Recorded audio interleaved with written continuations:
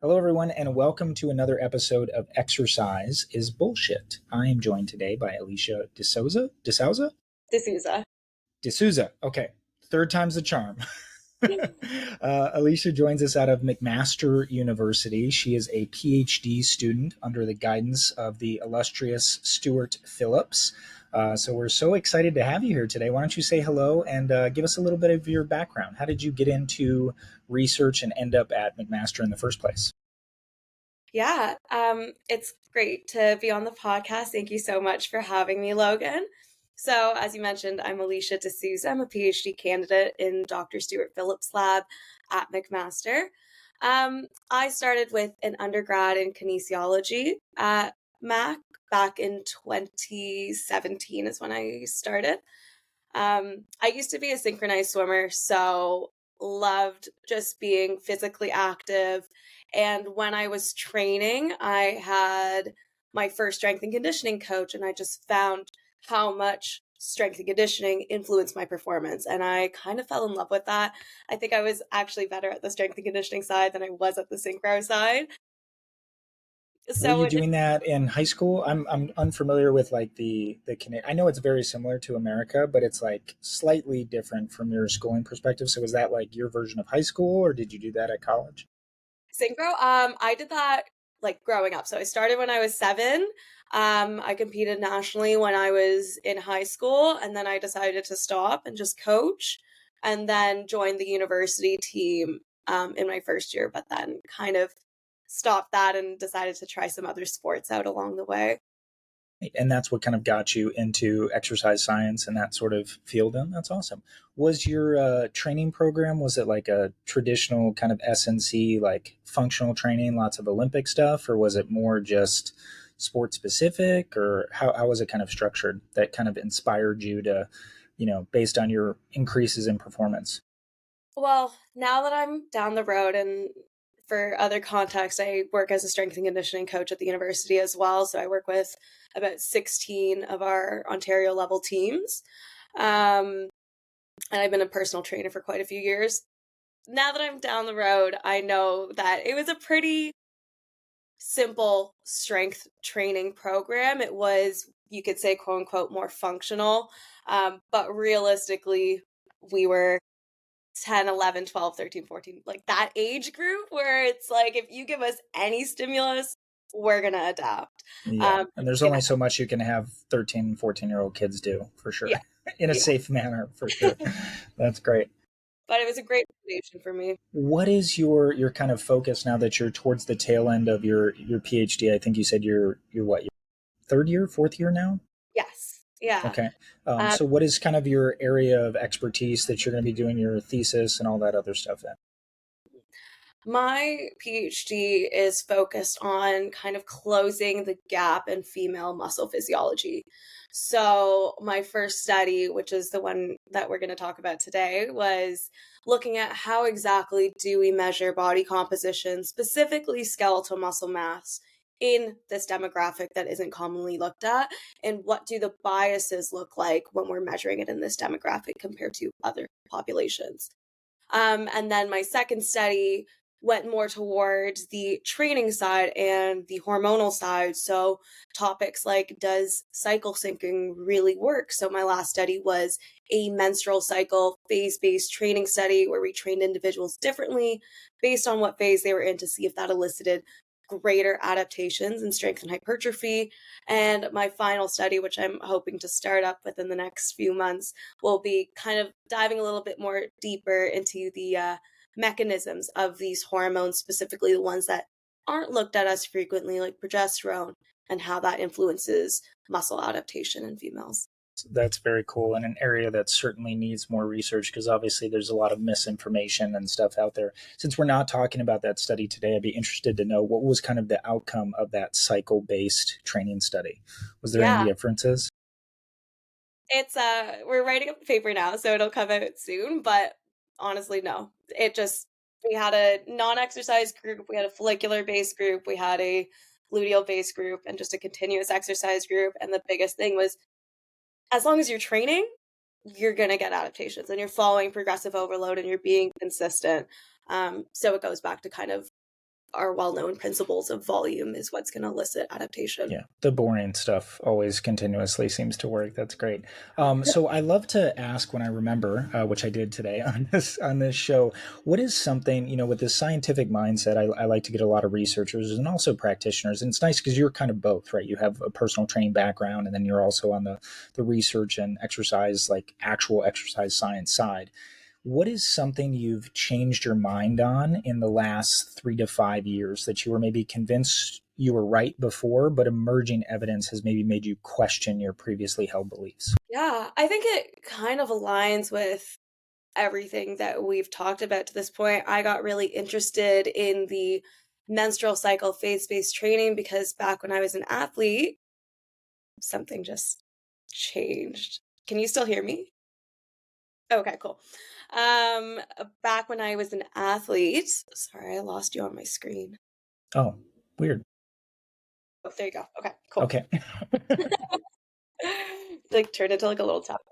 Oh, weird. Okay. Um, yeah, so back when I was an athlete, I was wondering, should I be doing things differently because I'm a female and I have these hormonal cycles? And that's really what drove this question and my entire PhD.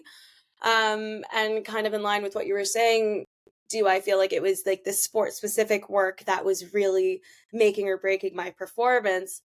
I think that we try and overcomplicate a lot of things. Um, and it's not really necessary. So that's something that I've kind of changed my perspective on over the past few years.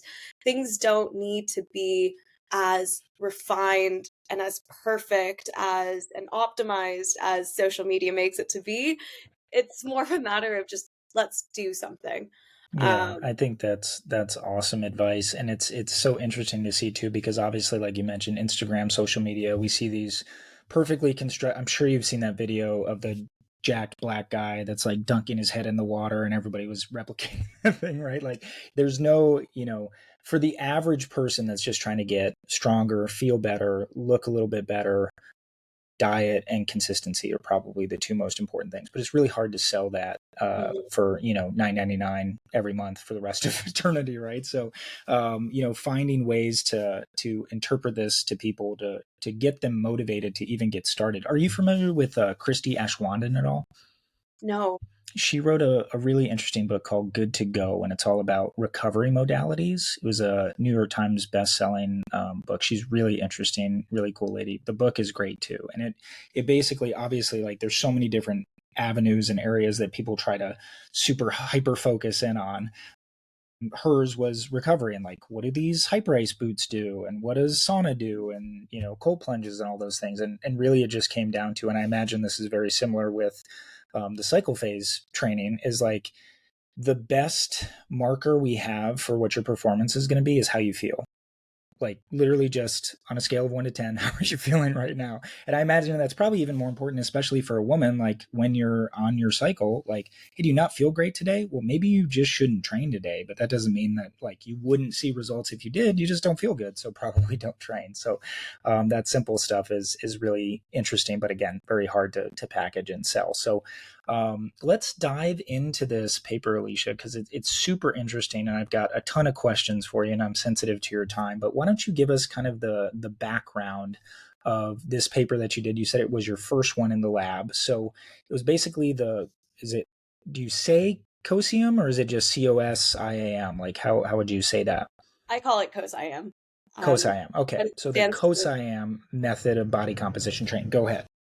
yeah, yeah. So the COSIAM method essentially stands for Combined Oral Stable Isotope Assessment of Muscle.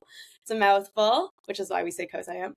And it was originally established by the COMAP group. So that's the Center of Metabolism, Aging, and Physiology, based out of the University of Nottingham. And all of these methods, the COSIAM method essentially uses three stable isotope tracers to measure your three main parameters of skeletal muscle metabolism. That is, what is the rate at which you're building muscle? What is the rate at which you're breaking down muscle? And how much muscle do you have in total? And so each of these methods existed in isolation prior, But what's novel about the COSIAM method is it overlaps all three of them. All three of these new tracer methods, not new, but all three of these unique tracer methods, so that you can cohesively measure all three parameters within a 3-day time span with quote unquote minimal invasiveness. And Yeah, and we'll so, talk more about the minimal invasiveness because I have some questions around that.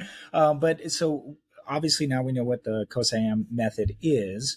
What was sort of the background of putting this paper together? And can you explain a little bit about sort of structuring it, how you got your participants, and then what you guys were comparing to? yeah.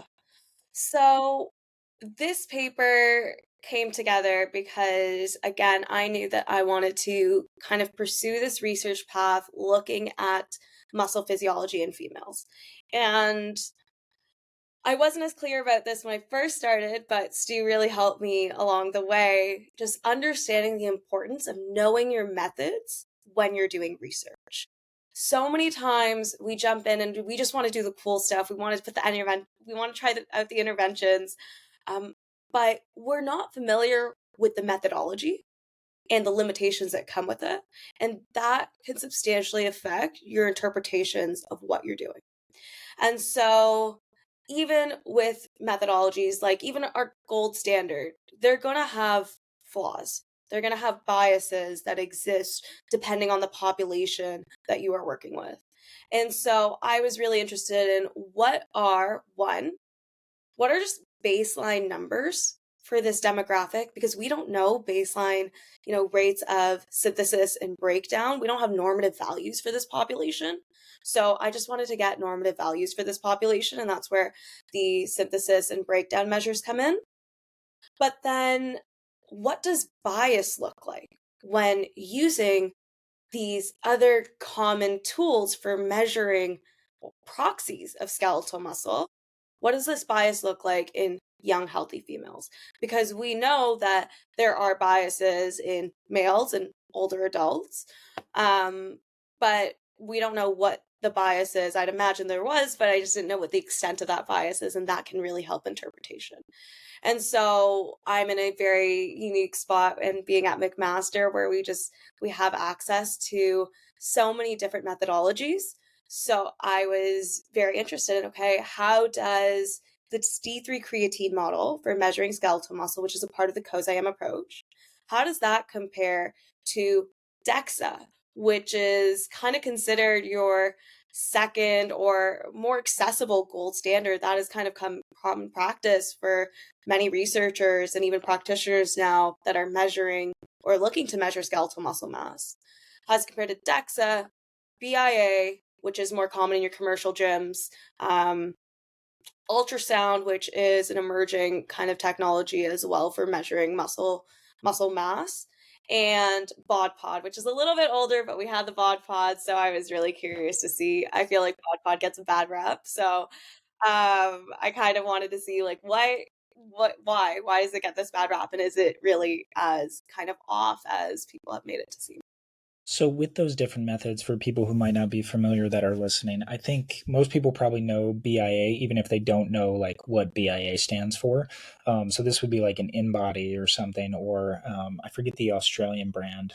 I'm blanking on it. That's all over the place now. They're like black handles, the ones where you stand on the scale, right, and it sends the little impulse through you. But can you kind of walk us through, just very briefly, how each of these tries to measure and kind of put together a full picture of what your body composition looks like, maybe starting with DEXA and kind of walking through there? Yeah, for sure. DEXA is one of our higher quality ways for assessing body composition. DEXA stands for dual X-ray absorptiometry. Sorry, dual energy X-ray absorptiometry. So that's what they use. This is not a test. You're fine. That's nobody would have known. And it essentially uses two low energy X rays to assess bone mass and fat mass. So when you pass X rays through your body, it's going to get absorbed by your tissues, but it gets absorbed differently based on the density of your tissues. So bone is going to attenuate this X ray a lot more than fat and lean mass. And fat is going to attenuate it differently from lean mass. And so this DEXA scanner essentially sends these two x-rays through your body and it measures that attenuation. And from there, it can determine, okay, how much bone do you have and how much fat-free mass do you have? Sorry, bone-free mass do you have? And then with this bone-free mass, it breaks it then down into how much fat do you have and how much lean mass do you have, or fat and bone-free mass. And so really, it does a really good job at measuring bone. That's what the DEX is designed to do.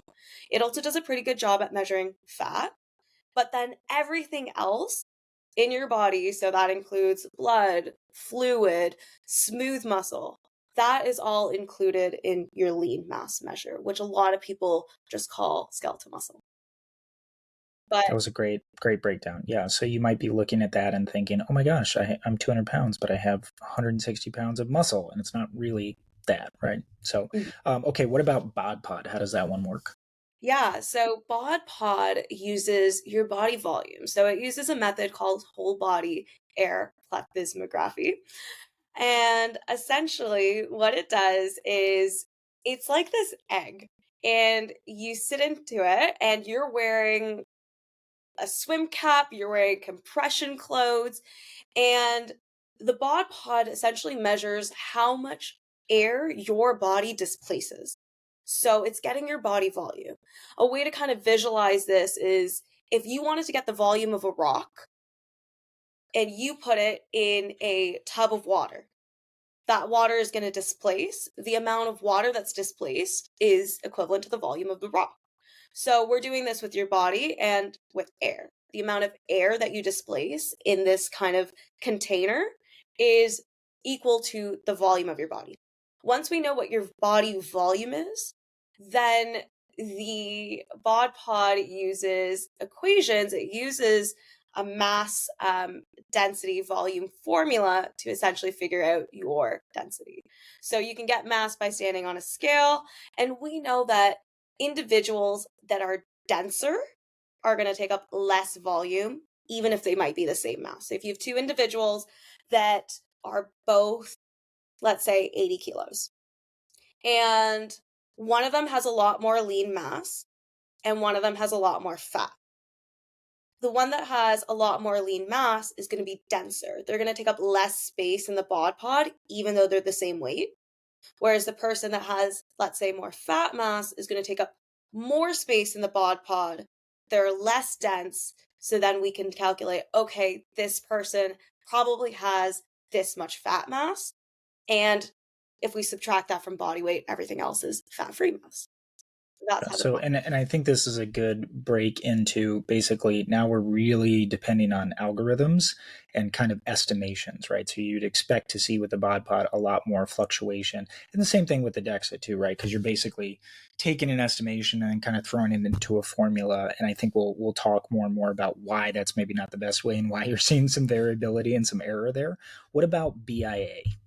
Yeah. So BIA, the principle behind that is it uses low energy currents and it essentially passes it from one point in your body to another point in your body. And with BIAs, there's multiple different types of BIAs out there, and this can vary in the number of frequencies that are being sent through your body and how many tactile points there are. So is it just one kind of electrode on one hand that's going to the other hand, or do you have eight, one from one hand to the other hand, one from hand to foot, etc.? What it's doing is it's essentially measuring your body's ability to conduct this current. Water is a really good conductor of flow, whereas fat, not so good at conducting this energy flow. So if this electrical current moves really fast from one hand to the other hand, then it's going to assume that you have a lot of water in your body. And because water is stored in lean tissue, it can then calculate your lean tissue. If it's slowed down, then it's going to say that it encountered quite a bit of fat along the way. And you have less water in your body, meaning you probably have less lean tissue mass. And so, again, it plugs this information into a formula. And interestingly, it's assuming that you're essentially a cylinder. So especially these ones that are just like one hand to the other hand, or I know my mom has this scale that supposedly tells her whole body composition. It's 2 electrodes on her feet. Basically, electricity takes the path of least resistance. So if it's going from one foot to the other foot, it's going up your leg to your hip and then down your other leg. So it's going to assume that whatever it's encountering in your lower body applies to your It's entire similar. yeah. Yeah. So you're essentially a cylinder. And that's the assumption it's making. It calculates lean body mass based off of your body water. And then you have other algorithms that are coming into being like, okay, well, we know that based on this height and this lean body mass and this age, you probably have this much skeletal muscle mass. And that's what it's outputting. Yeah, and with BIA, I think most people that are familiar probably know if you're on one far end of the spectrum or the other, you see tons of variability. Meaning, if you're super overweight and obese and you stand on an in-body scale, your metrics are probably going to be way off. And if you're super lean and muscular and you stand on the scale, it's going to tell you you're like 0% body fat, and that's just not true either. So, super interesting. And then the last one, and then we'll move on, is ultrasound, which I'm actually not familiar with at all. So, I'm interested to hear this one. Yeah, so ultrasound uses sonography, or basically it's sending sound waves through your body. And these sound waves reflect differently as it interacts with different tissues. So, for instance, if you imagine your leg, you're going to have skin, you're going to have a layer of adipose tissue, and then you're going to have fascia that surrounds your muscle, another fascia that surrounds another muscle underneath, and then you have your bone. And what's happening is this sound wave is going through and it's bouncing off these different tissues and sending echoes back to the probe. Based on the strength of the echo and how fast that echo is coming back, it generates an image. And so you can actually get an image of what the body looks like, kind of similar to what MRI does. Um, in that way, it's similar in its limitations, in that you're only getting generally a cross sectional area. So you can't get whole body volume. Harris and colleagues out of, I believe, Waterloo in 2017 tried to establish a method where you could essentially estimate appendicular lean mass using muscle thickness from ultrasound. And this was essentially designed as like a bedside approach where you have individuals that are hospitalized. We're really interested in seeing how much lean tissue do they have, but we can't get them to an MRI or a DEXA. So the ultrasound is a lot more accessible. Um, and this method essentially measured muscle thickness at the bicep and at 2 sites on each quad. And then again, plugs those numbers into an algorithm to estimate appendicular lean mass. And that model was established based off of DEXA numbers. So that's why there's a lot of agreement. Gotcha. Okay, that totally makes sense. So this is like a handheld sort of device then that you're moving to different parts of the body. Great. Okay, so with the paper, you mentioned it was looking at females specifically, but how many young, and these were healthy females, did you guys actually use in this paper? And then we'll kind of go through the protocol and the breakdown. Yeah, so we had 21 young, healthy females, all university age, and we try to recruit a large variety of body composition that was still within normative. So 18 to 35 BMI was our cutoff. Okay. And then as far as the protocol, this is where it gets super interesting for me.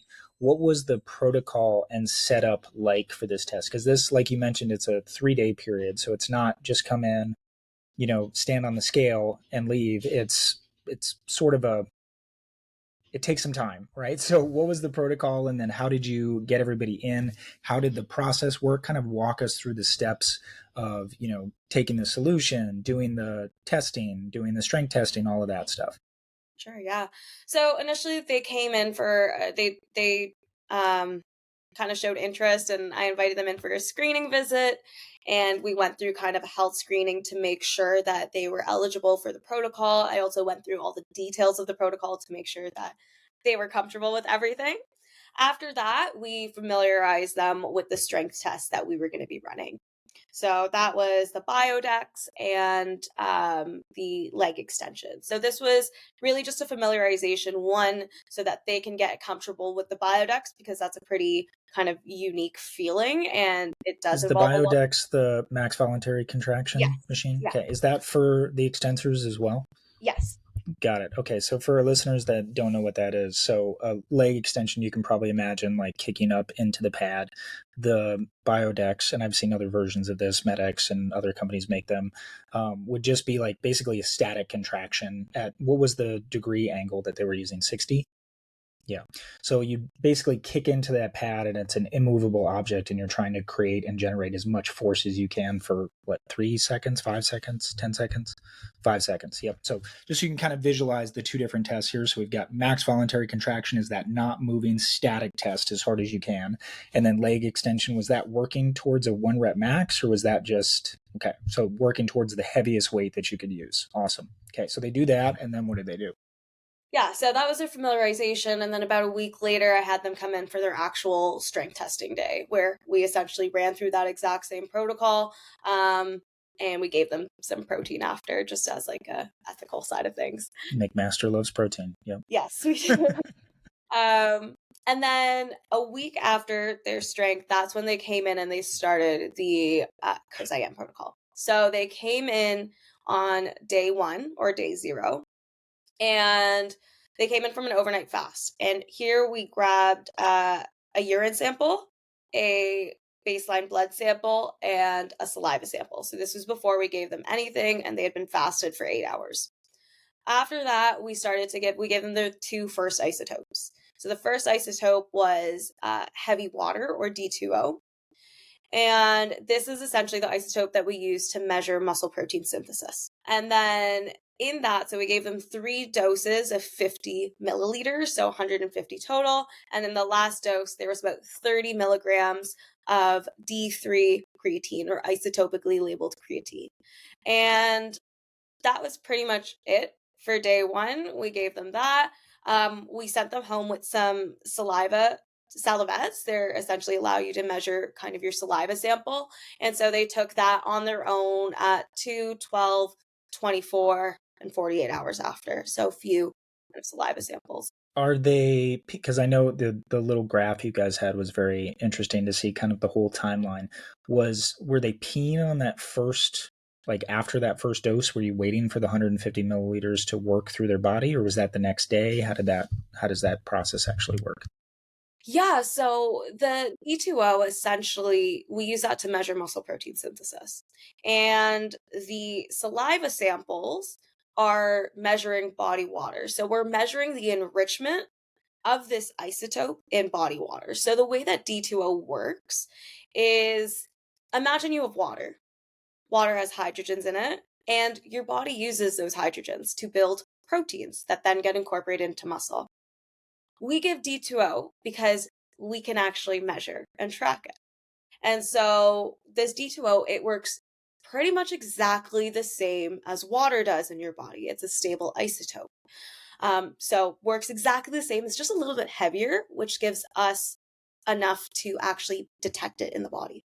So when they take this, it gets absorbed, it gets circulated throughout their body. And then over the next several days, instead of pulling hydrogens from water in your body to build proteins and incorporating that muscle, it's pulling this deuterium off of this heavy labeled water. And it's putting it onto different amino acids that are getting incorporated into your muscle.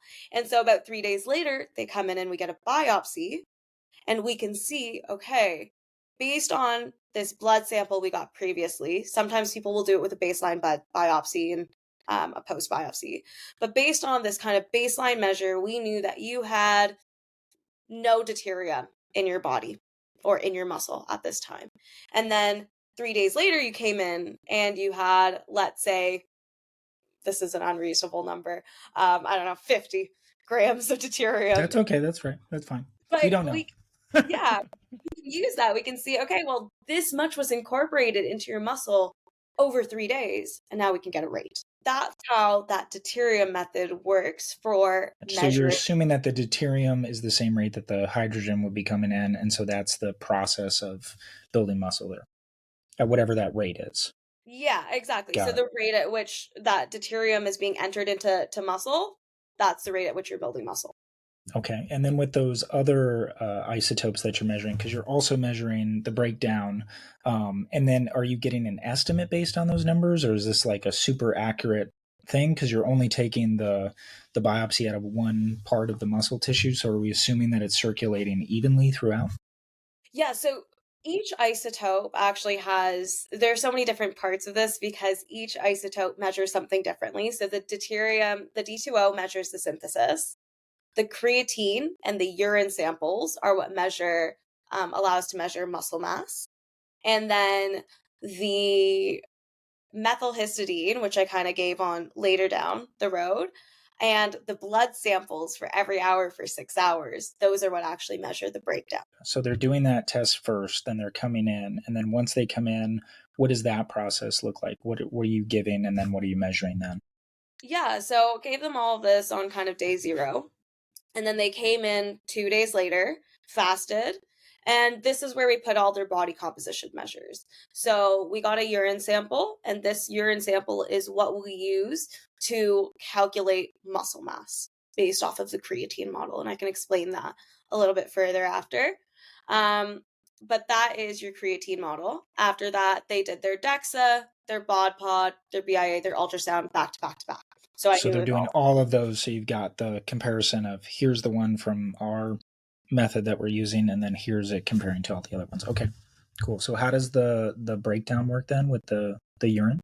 Yeah. So the urine is the muscle mass.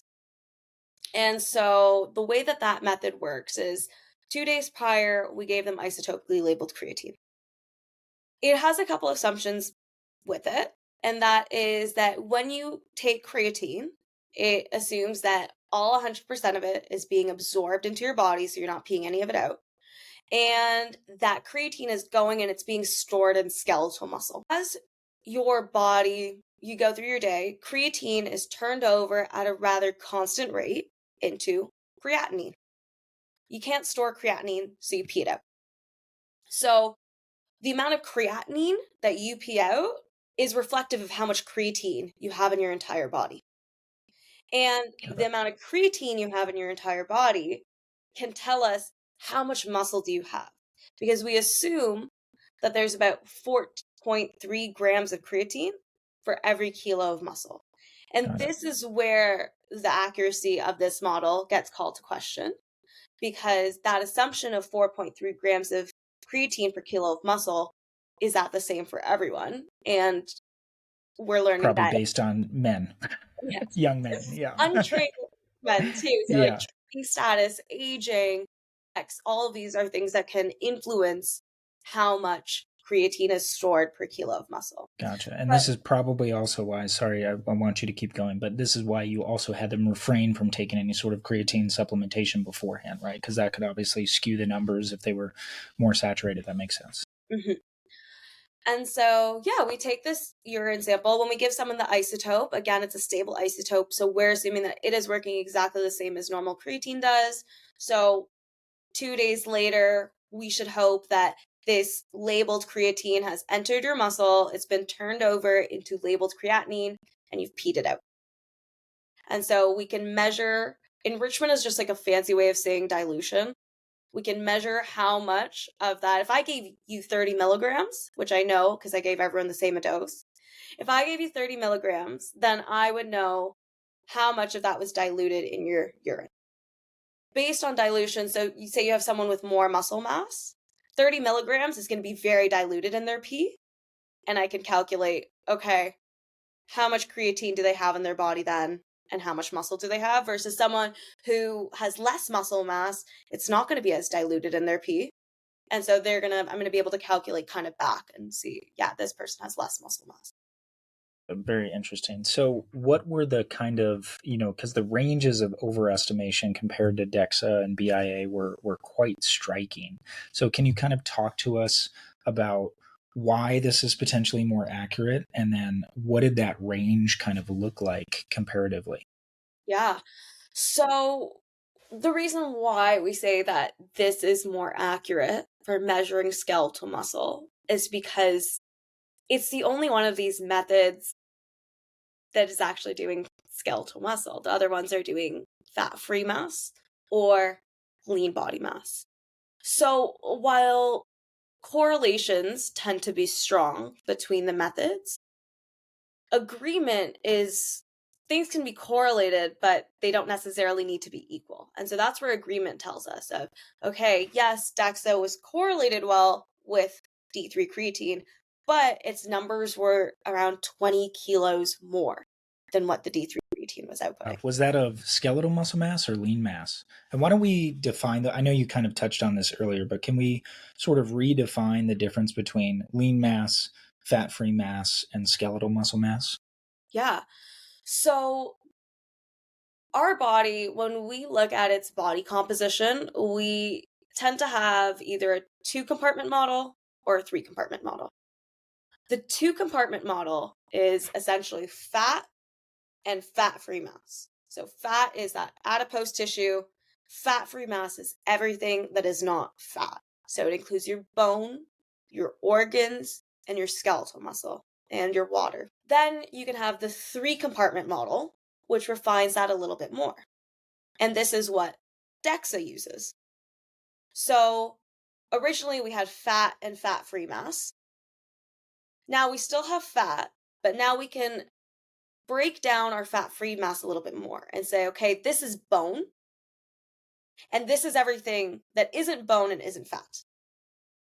And that's often referred to as lean, soft tissue mass. So it's anything in your body that's soft, so not bone, and it's lean, which means it doesn't include fat. So that includes, yes, skeletal muscle, but it also includes your smooth muscle, so your organs. It includes water, blood, etc. Then you have skeletal muscle, which is actually the contractile tissue. And that is a component of fat-free mass and lean mass, but it's not the whole thing. And is that the piece where, because obviously there's a lot of confusion within the industry. We talk about how strength and muscle mass in particular are so important to fight sarcopenia and dyspnea as we age. Is it specifically skeletal muscle mass that we really want to target in and focus on when we're looking at that? Awesome. Yes. So none of these metrics, it sounds like, are really dialing in 100% specifically on skeletal muscle mass, which is why this is differentiated and so important. So can you, like, how accurate are we talking with the, and well, no, I guess my question would be, you mentioned the 20 kilograms difference. Is that the difference of lean mass separating skeletal muscle mass when you're looking at something like the DEXA? Like that's the variability of all the organs, all the other smooth muscle, blood, etc. Okay. So when you get your DEXA and it says that you're, you know, for me, I think it's like 160 pounds or something of lean mass, right? That's maybe actually 120 or something of muscle then. That's much more depressing. I don't like that number as much. I know. So what is, are you able to actually test fat mass here? Are we just looking at skeletal muscle and then you're correlating with the other metrics to make sure that you're looking at fat mass, etc.? Yeah, so the creatine is just skeletal muscle, and that's all it really is. And that's what I was kind of interested in. The relationship between fat mass and you can't really compare that with the creatine, but you can look at that agreement between the other models. But DEXA is generally quite good at measuring. So you would have to use this in conjunction. If you wanted to get a picture of the total body, you would have to use this in conjunction with another method. Got it.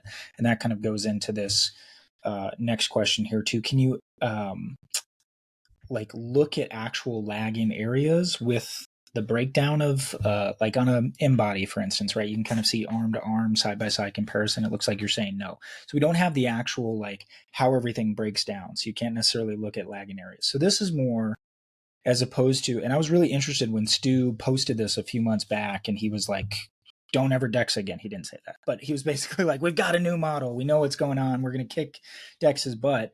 So this is really an adjunct to using something that's another gold standard like DEXA if you're really interested in maximizing your body composition. Is that a correct, like a fair statement to say?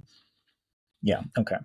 So if I'm looking at my DEXA and then I'm looking at my COSIAM,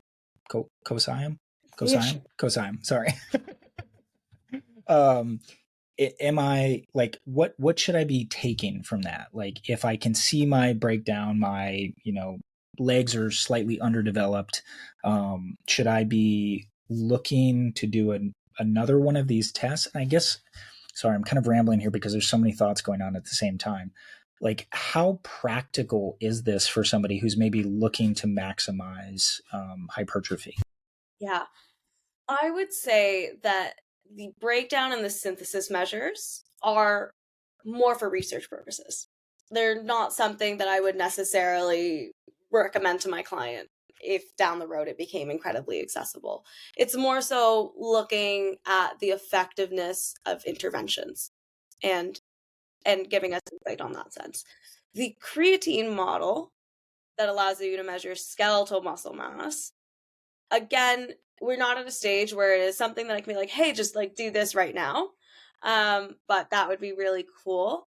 And I think I see its potential in essentially tracking body composition over time, but just like the skeletal muscle component of it. So when we're looking at things like sarcopenia, which is the loss of muscle mass with age, we would look at it through this creatine model rather than DEXA, because DEXA, when we see lean mass losses, we don't really know if that's skeletal muscle or not. So this, again, kind of an adjunct to make it more specific to the actual outcome that you're looking for. So that's super interesting, especially from an intervention perspective, because, obviously if you've got most of exercise science research is in untrained individuals. So you're seeing, a lot of times if people do an 8 or 12 week program, they get these tremendous gains right away, which we know is, kind of the newbie gains or something that would happen pretty soon on. So now we can actually kind of break down in conjunction with the DEXA. Okay, you put on, say, 5 pounds of lean tissue, but then we do this method at the same time, and we can say, but 3 pounds of it was muscle, like actual skeletal muscle. So that's actually super interesting then to kind of see what is going on at a deeper level from a composition perspective. Yeah, that's super interesting. So is this something that you think would ever be like readily available to the public, or would this be more of just a research-based kind of protocol? Because we joked about this a little bit earlier. It's not very non-invasive, right? Like a DEXA is just like go lie down on the thing, and embodies kind of just stand on the scale and get down to your skivvies. This is like, take this, come back in 2 days, pee in a cup, get a piece of your quadricep plunged out of you. It's not the most efficacious thing for most people. So the biopsy part is just for the synthesis. So if you're not interested in synthesis and breakdown, then Got it it. really is just urine samples. Okay, so that's a lot easier then. So this could be Yeah. something that like health optimization clinics potentially incorporating in the future. And are you guys the first ones to actually combine all three of these isotopes together to look at it in this way? So I like the Phillips lab specifically wasn't, but the COMAP group, so a couple of my co-authors on the paper out of Nottingham were the first group to do that. Gotcha. And do you think that this is sort of the standard going forward to measure like actual changes in muscle mass for exercise science research? Or would you like to see it be? I think you kind of already highlighted some of the limitations with it, especially in its ability to detect compartmental changes. So I think it depends on your study design. I think it provides a lot of valuable information, but the realist in me is also understanding that sometimes that compartmental information is important. Like the last training study I ran, it had a unilateral design and each leg was trained differently. So this creatine model doesn't make sense because it's not telling me the difference between one leg and the other leg based on the training intervention. But if we're doing a larger scale training study on, say, older adults, and it's not that kind of design, I think that would be a really invaluable method to include, especially because we're seeing that it is much more correlated to functional outcomes than lean body masses and fat-free masses. So, yes, I would love to see that as kind of the standard going forward in those studies. I also think that there's a lot of evolution that still needs to come and just understanding how do we best optimize this model for the different populations based on the assumption of how much creatine per kilo of muscle. Yeah. Was there any takeaways for you? Because you mentioned the 4.3 grams per kilogram. Was there any like aha moment that came away from this as far as what like healthy females, non-active females are actually storing and using in their muscle mass? So that's actually one of my kind of next steps. Because we took muscle biopsies, I can actually analyze those samples to see how much creatine. So when I published this paper, we used the assumption of 4.3 grams per kilo, but truthfully, that was kind of based off of, there have been 4 studies so far that have looked at the D3 creatine model compared to MRI. When we look at older adults, we saw that that agreement between the two was within a kilo, and they use the 4.3 grams per kilo. But as I was doing more research, I found that in a study that looked at the D3 creatine model versus MRI in young, healthy males and females, there was an overestimation of around 7 kilos. So not as much as DEXA and BIA, etc., but 7 kilos was still quite a bit.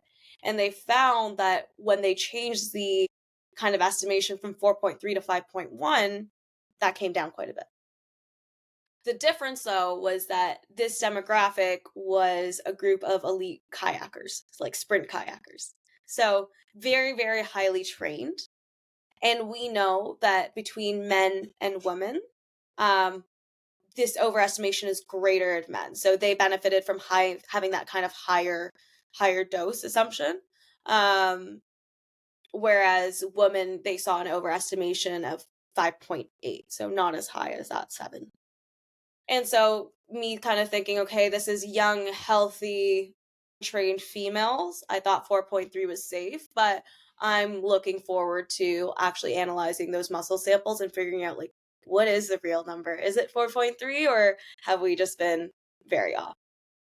And the last thing I kind of want to talk about on this whole thing with the overestimation piece is, can you just walk us through for people who have used these different body composition methods, just so they're kind of familiar with like how much these certain methods could be overestimating and what they're actually thinking their skeletal muscle mass is.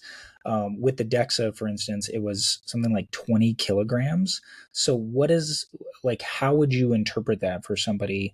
We can use me as an example, right? Like 160 pounds or 80 ish kilograms of muscle, right? What would I realistically, or would somebody want to realistically take away from that, just so they're not thinking like, oh, I'm done. I don't have to do anything else. Yeah, I'd say there's a couple things. One is you're probably around 20 kilos less than that in skeletal muscle. You can look at appendicular lean mass. So, appendicular lean mass is just the lean mass in your arms and legs. And because you're cutting out your organs, like a large part of your organs, you're reducing a lot of that variability. But note that when you do that, you're probably underestimating now how much skeletal muscle you have. This underestimation is greater in men because they tend to store more muscle in their torso that's being cut out. Whereas in women, we saw an underestimation around like 2 to 3 kilograms.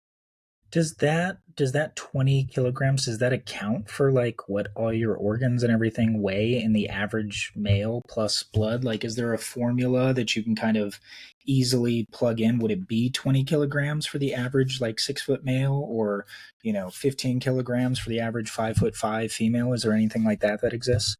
We I'm sure DEXA will probably come out with something like that so that they can be like, yeah, you have this much skeletal muscle, but essentially that's kind of the same thing as what we're dealing with BIA, where there's going to be variability and that error is going to be different. This kind of lends to my second point, depending on, are you someone, we saw greater bias in people with more fat-free mass compared to people with less fat-free mass.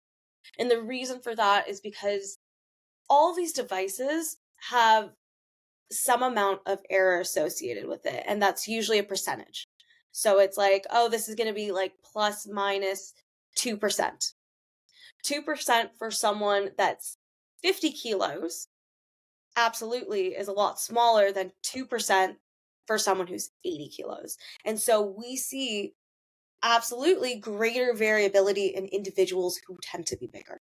Gotcha. That makes sense. Yeah. And then that's regardless of muscle mass or fat mass, or is it more muscle mass dependent? I'd say it's probably regardless of both. People that Okay. tend to be bigger, there's going to be greater bias. And then obviously with the in-body, I was actually surprised the in-body was only 4 kilograms different. So were you expecting that? Did you think DEXA was going to be closer, or just based on kind of the algorithms and the model and the mechanisms of how it tests, did you expect it to be a little closer?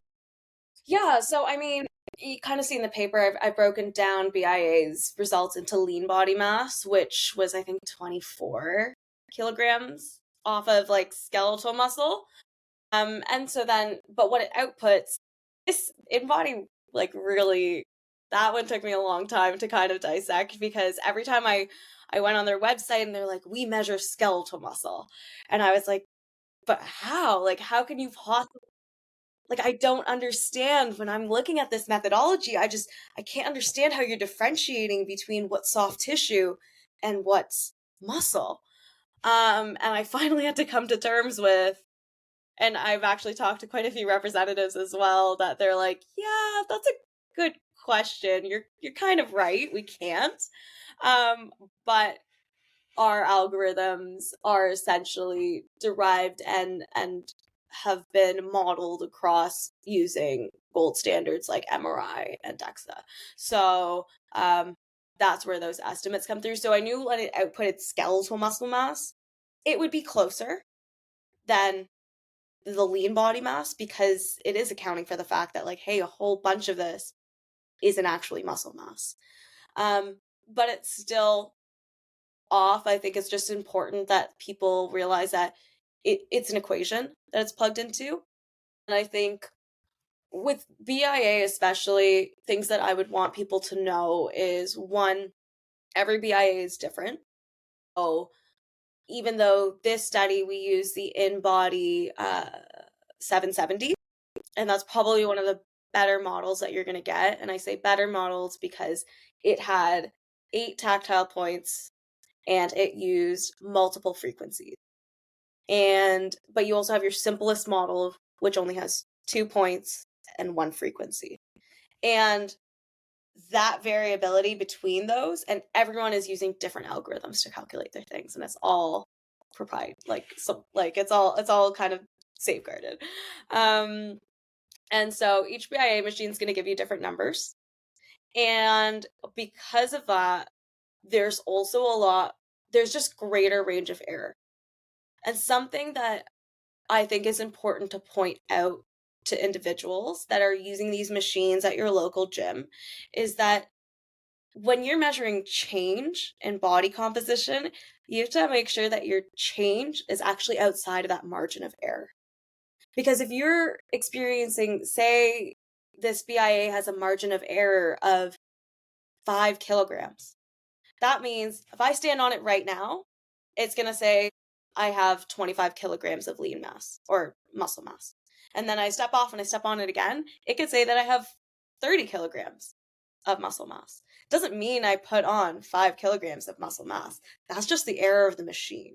And so if I go on, but I didn't know this, and I went on and then I trained really hard for 6 months and I stood on and it said that I lost 3 kilos of muscle mass, I have to know that that wasn't really because of the training, but that might be because the machine just isn't sensitive enough to detect these changes.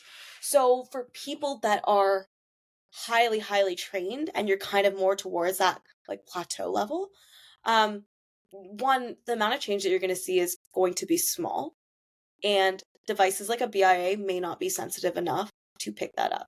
So if you're seeing it and you're like, but it's saying that it's not changing, I don't want people to be discouraged, Yeah. because it just might not be sensitive enough to detect that change. Yeah. And I try to educate my clients on that all the time, as well as like testing, even sometimes in the beginning, multiple times a day, just so you can initially see that variability, because it's quite drastic. And I have a home scale that's got 4 touch points.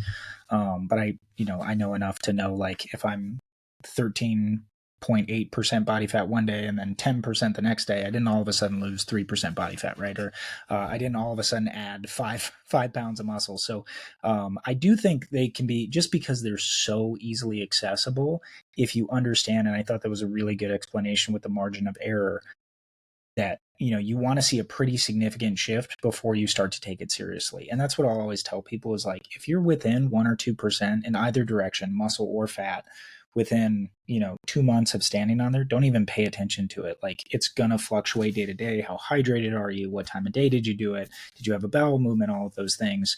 But I think that's good to know. Once you get outside, like if you're starting your journey, you're using an InBody or something like that, and you have done 6 months of training, I would expect to see some kind of changes that, whether or not they're as accurate as this model, right, to actually know what your skeletal muscle mass changes, that you're probably at least trending in the right direction. And that's what I always tell clients, is just use it as a metric that's trending in the right direction. If our body fat is going down and on there consistently, our muscle mass is trending up, then you're probably doing the right stuff. If it's staying stagnant, we probably need to change something.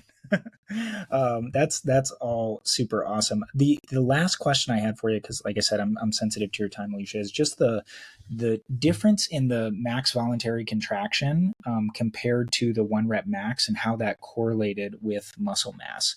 Was that surprising to you that the voluntary contraction didn't correlate, but that the 1 rep max did, or vice versa? At first, honestly, yes, because I thought they were both strength measures, so why wouldn't it? But then at a deeper look and kind of understanding what the max voluntary contraction does, it made a little bit more sense. So the key difference likely comes down to like the specificity of the task. So an MVC, it's very controlled and it's very isolated. It requires not just muscle mass, but a lot of neural drive and familiarity with the device. And so participants who maybe weren't well practiced in this testing, everyone had a familiarization, but it was just one familiarization. They may not have actually achieved their like true maximal effort, which could add noise to that relationship between muscle size and strength via the biodex. The 1RM leg extension, on the other hand, it's much more similar to traditional resistance training movements that participants may have just already been more familiar with. And because it involves this dynamic contraction under load, it likely reflects more functional muscle mass closely rather than that like neuromuscular side, especially in trained individuals. So while skeletal muscle mass provides this potential for force, how that potential is realized depends on the test that you're using. And it seemed like the 1RM was just a better test for seeing and capturing that relationship. Yeah, I think that's a great explanation and a good reminder for people too of just the specificity of movement, and even something as simple as like, you'd think just contracting as hard as you can would be easy enough, but it is very skill specific. If you've never used something that measures an MVC before, it's the first time you use it, it's really hard to like neurally get yourself to drive as hard as you can. But after you've obviously familiarized yourself for a while, you can put quite a bit of force into there, and probably significantly more than you would see on your actual 1 rep max test. So that was all super interesting. I've just got a few takeaways and kind of recap this before I let you go here. Is for our listeners, obviously there's a number of inherent flaws that come with basically any body composition testing. So I'm a big fan of BIA just because it's so ubiquitous and it's so readily available for people. But I always try to send my clients, if they're close enough to do something like a DEXA, because I tend to work with older clients too. So measuring bone density is obviously super important as you age. Obviously, this method, COSIAM, am I saying that right? Yeah. Could be a viable strategy to more accurately predict these markers, specifically skeletal muscle mass, which I think is super interesting. And I'm encouraged to kind of see how that shifts, if it does, the landscape of exercise science research, to really just say like, not, oh, we put on 5 pounds of lean tissue over 12 weeks, but we put on 3 pounds of actual skeletal muscle mass. I think that'll really add some validity to the research in this area. It's obviously not something available to the public. Do you think at any time in the future, like if somebody hears this and wants to try to do it, what would be the best way? Would they go to like their local school or university and try to ask somebody if they can drink some isotopes? Or is there even like a publicly available way to do this at the moment? Or is that something for the future? I think that's something for the future. And if anybody's interested in learning more, how would they get in touch with you? What would be the best way to reach out? Yeah, I have my email, so D'Souza14 at mcmaster.ca, or Instagram. I started a kind of science-based social media. It's called Per Nice. Health and Performance. It's what? Per Health and Performance. Her health and performance. I'll link both of those. And what can we expect for you for this last research paper for your thesis before your doctor, Alysha? Yeah, a whole lot more coming out about female muscle physiology. Do hormones really make a difference? And how do we best train to maximize our potential? Super cool. We'll keep an eye on all of that, and I'd love to have you back on in the future to maybe discuss that stuff as you, work through your PhD. I think this is a super needed area of research. Obviously, we've been saying for years. I've been joking with Stu for a long time now that there's a atrocious lack of female research in the exercise science space. So it's good to see that you and some of the other students there are doing the Lord's work and, and trying to even the playing field a little bit. But thank you so much for joining me today, Alysha. I really appreciated it. You're obviously very brilliant. I'm excited to see what else you accomplish in the field. And everybody tune in a couple weeks and we'll have another great episode. Thanks so much. Absolutely. Thanks so much, Logan. Great.